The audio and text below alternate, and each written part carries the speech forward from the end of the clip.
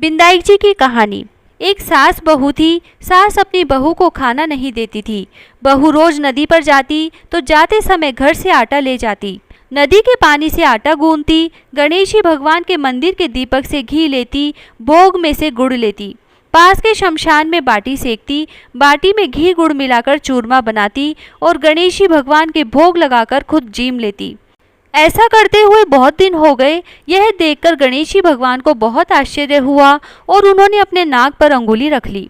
बहू तो घर आ गई, परंतु जब दूसरे दिन मंदिर के पट खुले तो लोगों ने देखा कि गणेश जी भगवान की नाक पर अंगुली है, तो मंदिर में भीड़ एकत्रित हो गई।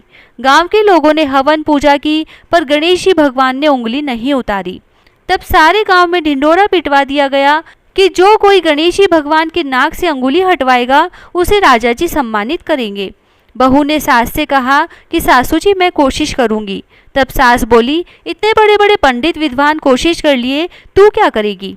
सब लोग मंदिर के बाहर एकत्रित हो गए। बहू घूंघट निकालकर अंदर गई, पर्दा लगाई और गणेश जी से हाथ जोड़कर बोली, हे विघ्नहर्ता, मैं मेरे घर से आटा लाती, लोगों का चढ़ाया हुआ घी गुड़ लेती, शमशान में बाटी सेकती, उसमें आपको क्या आपत्ति हुई। आपको मुंह से उंगली हटानी पड़ेगी। गणेश जी ने सोचा इसकी बात तो माननी पड़ेगी, इसने पहले मेरे भोग लगाया, यह तो मेरी भक्त है। गणेश जी भगवान ने अंगुली हटा ली और बहू को आशीर्वाद दिया कि इस गांव में सभी प्रेम से रहेंगे।